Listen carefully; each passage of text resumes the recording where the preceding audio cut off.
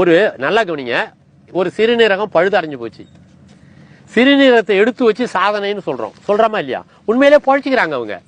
நீங்க என்ன பண்றீங்கன்னா, எடுத்து வச்சு சாதனையை பெருமையா பேசுறீங்க. அந்த கெட்டு போன பழுதடைந்த சிறுநீரகத்தை இயங்க வைக்கிறதுக்கான வித்தையை நீங்க கத்துக் கொடுக்க மாட்டேங்கிறீங்க, அல்லது கத்துக்கவும் முயற்சி பண்றது இல்ல. அது மாதிரி ஒரு தொழில்நுட்பத்தை ஏன் கண்டுபிடிக்க முயற்சி பண்ணவே இல்லை?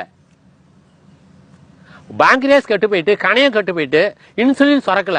இன்சுலின் சுரக்க வைக்கிறதுக்கான முயற்சியை எத்தனை லட்சம் பேருக்கு நீங்க முயற்சி எடுத்தீங்க? எதுல ஜெயிச்சீங்க? ஏன் ஜெயிக்கவும் முடியல? அது ஏன் மருத்துவ முறையில வரவே மாட்டேங்குது? ஆனா உடலோட தட்பவெப்ப நிலையை வடிவமைச்சா வாயில எச்சி சுரக்குது, வேர்வை சுரப்பிகள் வேலை செய்யுது. வெயில் என்ன வேர்க்குது, சர்க்கரை பட்டா வாயில எச்சி ஊறுது, இதுவும் சுரப்பி தான். இந்த மாதிரி உடலோட தட்பவெப்ப நிலையை வடிவமைச்சாலே உள்ளுறுப்புகள் எல்லாம் மீண்டும் எழும்புது, சுய அறிவோட இயங்குது.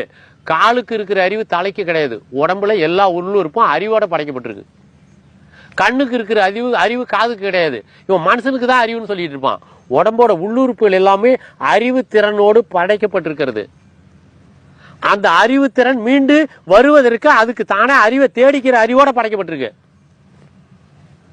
எப்படி ஒரு உள்ளுறுப்பு தன்னைத்தானே சீரமைத்துக் கொள்வது போன்ற அறிவு திறனோடு படைக்கப்பட்டிருக்கு. இந்த மாதிரி சிந்திக்கவே இல்லை மருத்துவ உலகம். அவங்க சிந்திச்சு மருந்தே கொடுத்துட்டாங்க, உணவை மருந்தா தயாரிச்சாங்க.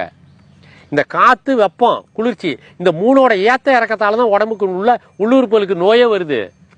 மூலத்துல மட்டும் சூடு தங்குச்சுன்னா மூளை சூடு, உயிரணுக்கள்ல மட்டும் சூடு தங்குச்சுன்னா வெட்ட சூடு. உள்ளுறுப்புகள் மட்டும் தனியா வெப்பத்தால பாதிக்கப்படுது, காற்றால பாதிக்கப்படுது, குளிர்ச்சியால பாதிக்கப்படுது. அதிகமான வெப்பத்தால தாக்கப்படுதுன்னா அங்க உப்பு தங்கும், சிறுநீரகத்தால கல்லு. நீங்க உறுப்புகளை உள்ள தட்பவெப்ப நிலையை வடிவமைச்சாலே உடம்பு தன்னைத்தானே மீண்டும் புதுப்பிச்சுக்கும். கல்லு வெளியேறிட்டுனா அப்படியே சிறுநீரகம் இயங்காம போகுது, ரத்த ஓட்டம் நல்லா ஓட போது, திருப்பி வேலை செய்ய போகுது. எங்க பயிருக்கு தண்ணி ஓடிச்சுன்னா பயிர் தெளிந்து திருப்பி விளைஞ்சிருந்தானே, தண்ணி ஓடுறது நிறுத்தினா பயிர் காஞ்சி போயிடும். தண்ணிங்கிறது ரத்தம் நினைச்சிங்க. உடம்புல அந்த திசுக்களுக்கு வேண்டிய ரத்தம் ஒழுங்கா ஓடிட்டுனா அந்த திசுக்கள் சரியான தட்பவெப்ப நிலையோட இருந்து பசியும் தாகத்தோட இருந்தா அது சாப்பிட போது குடிச்சுக்க போகுது.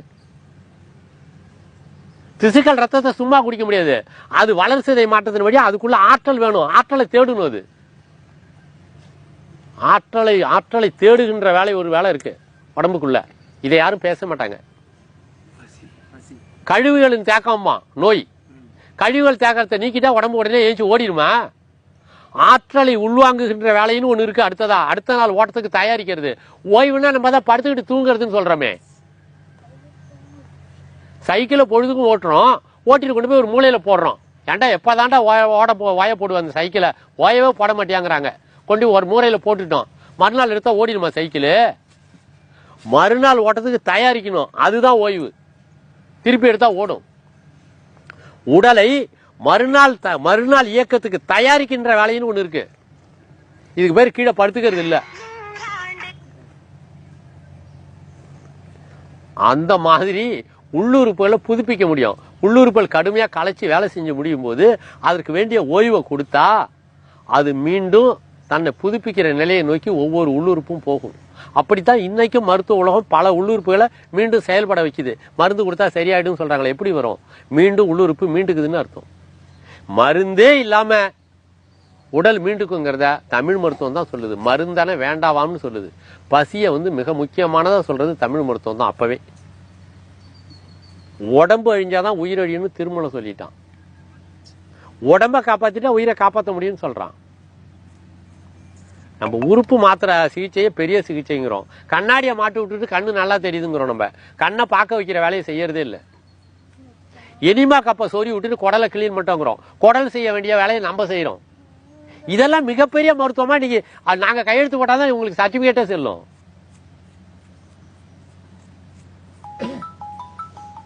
இதுக்கு பேர் உண்மையாவே மருத்துவமா?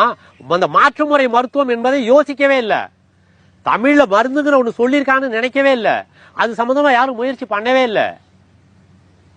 எத்தனை லட்சம் பேருக்கு நம்ம அது மாதிரி முயற்சி பண்ணோம். நாங்க இந்த மருத்துவ முறையை தமிழ்ல சொல்லியிருக்கிற மருத்துவ முறையில நாங்க கையாண்டோம், இத்தனை லட்சம் பேருக்கு கையாண்டோம், இத்தனை லட்சம் பேர்களுக்கு நோய் போகவே இல்லை. யாரு அறிக்கை கொடுத்திருக்கா? அரசாங்கம் முயற்சி எடுத்ததா? தனி மனிதர்கள் முயற்சி எடுத்தாங்களா? மருத்துவர்கள் முயற்சி எடுத்தாங்களா? இல்ல நம்ம அவசரம். நீ எங்க வேணாலும் வெட்டிக்க, எதை வேணாலும் பண்ணி நடக்க விடு. கட்டையை வச்சுட்டு நான் நடந்து போயிட்டு இருக்கேன், காலை வெட்டிடு. அந்த காலை புதுப்பிக்க முடியாதா?